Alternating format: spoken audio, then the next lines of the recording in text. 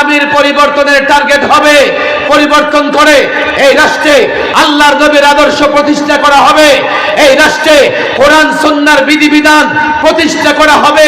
এই টার্গেটে যদি জাতির যুবক, জাতির মুসল্লি, জাতির প্রত্যেকটা সন্তানকে ইসলাম বুঝাতে পারো, কোরআন বুঝাতে পারো, আল্লাহর নবীর আদর্শ বুঝাতে পারো, বুঝিয়ে শুনিয়ে তাদেরকে পরিবর্তনের আন্দোলনে এক করতে পারো, আল্লাহর কসম ওই পরিবর্তনের জন্য রক্ত দিতে হবে না, বিনা রক্তপাতে পরিবর্তন হবে।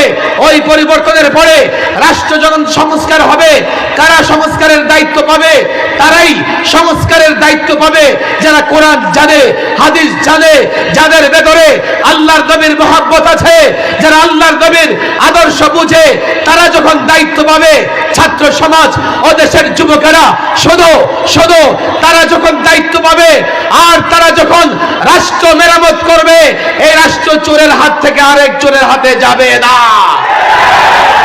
আলেম ওলামা, ইসলামী জ্ঞানে পণ্ডিত ব্যক্তি যখন এই রাষ্ট্রের সংস্কার করবে, আল্লাহর কসম শেয়ার বাজার লুট করার সুযোগ থাকবে না, নারী নির্যাতন থাকবে না, সংখ্যালঘুর উপর নির্যাতন হবে না, দেশের টাকা পাচার করবার সুযোগ থাকবে না, কালো টাকা সাদা করার সুযোগ থাকবে না।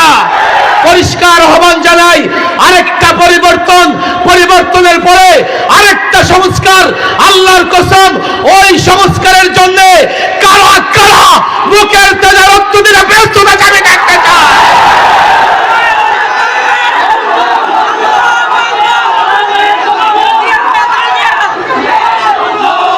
পরিষ্কার বলি শোনো, কোনো ভয় ভীতি নয়, পরিষ্কার বলে দাও। আমরা অনেক দেখেছি, আমরা ইসলামের কথা বললে বলে জঙ্গি, আর তাদের তাবেদারি করলে বলে সঙ্গী। মেশিন তৈরি করেছে রাজাকারের, যে তাদের মতো ফেসিবাদকে সমর্থন না করবে তাকে রাজাকার বলেছে, তাদেরকে সমর্থন করে তাকে বন্ধু হিসেবে গ্রহণ করেছে। আমার মাদ্রাসার ছাত্রকে জঙ্গি বলেছে, সন্ত্রাসী বলেছে, উগ্রবাদী বলেছে, নানাভাবে ধর্মান্ধ বলেছে। আল্লাহর কসম করে বলি, আমরা উগ্রবাদী নই, আমরা সন্ত্রাসী নই, আমরা জঙ্গি নই, আমরা শান্তিকামী জনতা।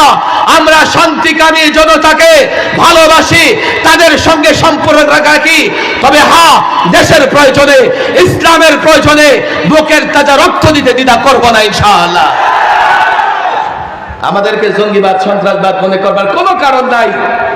হ্যাঁ, তোমরা 1979 সালে সোভিয়েত ইউনিয়ন যখন আফগানিস্তানে আগ্রাসন চালায়, তোমরা সহযোগিতা করেছো আফগানিদের। আর যখনই তালেবান সরকার গঠন করেছে, তখন তালেবানকে জঙ্গি বলা শুরু করেছে। আবার যখন তালেবানের আক্রমণে লুঙ্গি গামছা নিয়ে পালাতে হয়েছে, এখন বলে না তালেবান জঙ্গি, সন্ত্রাসী না।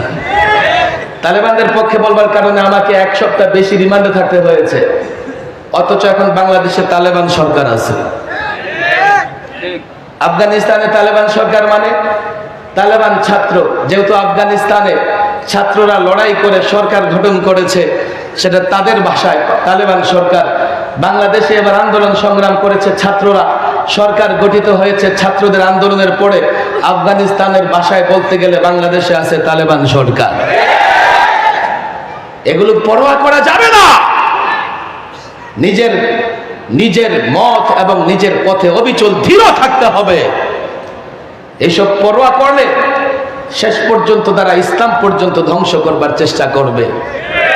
আল্লাহ তাবারক ওয়া তাআলা মাদারেসে দিনিয়াগুলো হেফাজত করুন। অনেক রাত হয়ে গেছে, মাওলানাও চলে আসছে, তিনিও বয়ান করবেন। আমি কিছু কথা বললাম, সজাগ থাকতে হবে। আমরা ইনশাআল্লাহ এমন একটা সংবিধান চাইব যা দিয়ে অন্তত বাংলাদেশে আমরা চলতে পারি। কথা ঠিক না বেঠিক? আল্লাহ যেন আমাদেরকে এইভাবে, আমাদের আকাবের আসলাফ যেভাবে চেয়েছেন সেভাবেই একটা সংবিধান সংস্কার করে জাতি পরিচালনায় ভূমিকা রাখতে পারে। আল্লাহ তৌফিক দান করুন।